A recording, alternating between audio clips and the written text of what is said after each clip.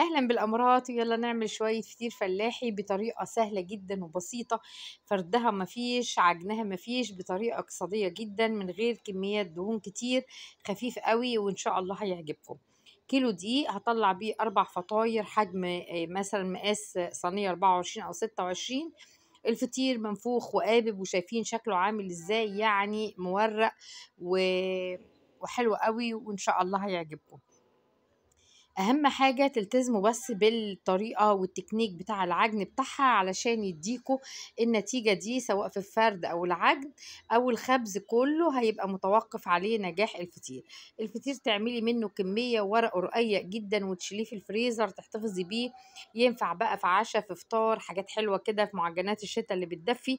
مع بعض هنشوف الطريقة. 4 فطاير مورقين وحلوين وخفاف قوي، وهقول لكم ايه اللمعة ديت، وكل ده مع بعض في الفيديو. بيقبوا معاكي في الفرن وبألف هنا وشفا، وده نجاح الفطير لما يكون منفوخ. معايا كيلو دقيق في العجان او في بولة، عجنت معاكم الفطير مرات كتير جدا. معايا كوبايتين ميه، حطيت عليهم معلقتين سكر ومعلقه ملح وقلبتهم. في الصيف يفضل تكون الميه عاديه، لكن في الشتاء خلي الميه دافيه شويه.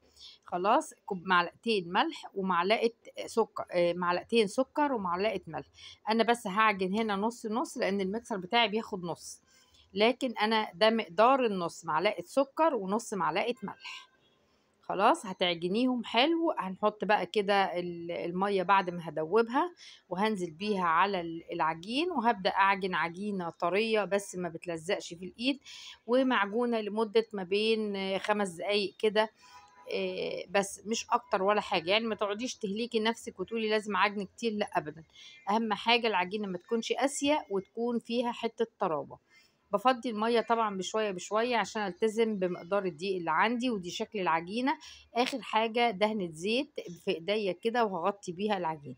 انا عجنت على مرتين وحطيتهم بقى، فضيتهم على بعض، هلمهم هعملهم كوره وهغطيهم. شايفين العجينه مأستكه ازاي وناعمه. استخدمت هنا دقيق جميع الأغراض، دقيق جميع الأغراض، استخراج 72. يعني بمعنى ما تجيبيش دقيق كحك وبسكوت وتقولي هعمل فطير، او تجيبي دقيق من اللي سعره عالي قوي وتقولي هعمل بيه فطير، ما بينجحش لان بيبقى العرق فيه قليل، لان بيبقى مخصص للكحك والبسكوت والبتيفور. سبتهم يرتاحوا كده في بولة العجان ساعة، واهم حاجة تريحي ساعة وتغطي بكيس. كيس تلاجة، كيس تفتحيه. اهم حاجة خطوة الكيس دي هي اللي بتخلي الفطيرة تعرق ويعمل عرق حلو، وفي نفس الوقت تبقى ناعمة. شايفين بشدها تتكور ازاي؟ هعملها كورة كده، هدهن ايدي بالدهن الزيت، هاخد شوية زيت معايا في الخطوة دي. كل شوية هدهن ايدي دهن الزيت، واعمل كورة قد الليمونة الكبيرة او البيضة كده البلدي، خلاص، واحطها في الصينية. دول قسميهم زي ما يطلعوا معاكي عدد الكور. شايفين المطة دي؟ وده نجاح الفطير. خلصتهم يطلعوا 48 كورة، يطلعوا 60 كورة، يطلعوا 50 كورة، انتي زي ما يطلعوا معاكي. معايا هنا كوباية الا ربع زبدة، حطيت عليها ربع كوباية زيت، وده مهم بيديكي حتة القرمشة شوية في الفطير. والزبدة فيها مية بتساعد على التوريق. هنا بس هحط كده معلقتين 3 سمنة بلدي، تديكي بقى ريحة السمنة البلدي. خلاص، والزبدة، وهرفع الخليط ده على النار لحد ما يسخن. الزبدة مهمة جدا في الفطير يعني، وممكن تستغني عنها بسمنة، بس لو موجودة بتفضل، لأن المية اللي فيها بتساعد على توريقة الفطير. هحط هنا برضو شوية زيت، هدهن المفرش اللي هشتغل عليه، ومش محتاجة مساحة كبيرة ولا حاجة، لو في طبق هينفع.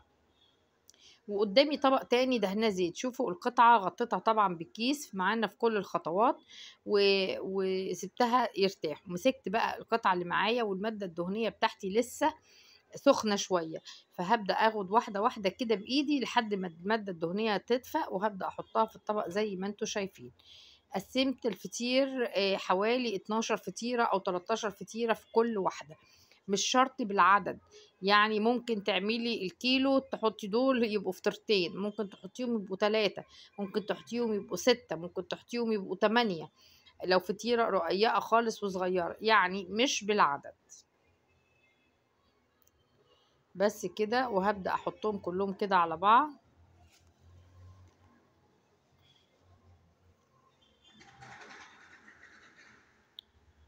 هخلص الكمية بتاعة اول فطيرة وارجع لكم. دي اخر واحدة في اللي انا قسمتهم 4 فطار. شايفين الفطير ما بيقطعش وعجنته كانت طرية وكل حاجة.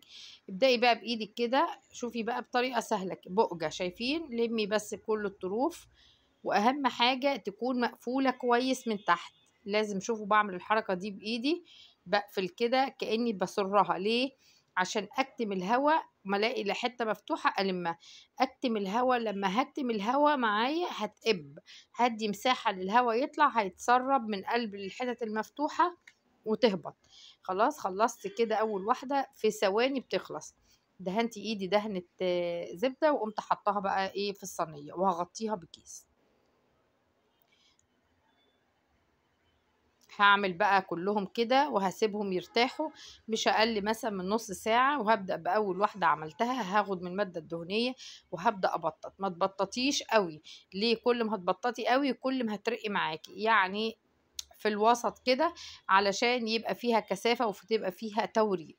بس ادهني بقى، وشايفين بتفرد معاكي بكل بساطة.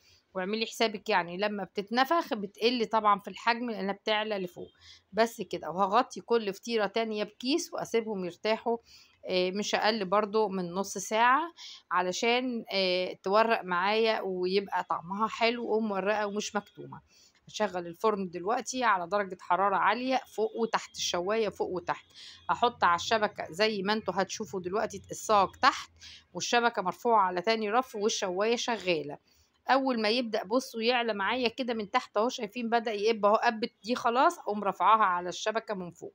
وهكذا هعمل كلهم بالمنظر ده، اللي تقب معايا من تحت ارفعها على الشبكة من فوق.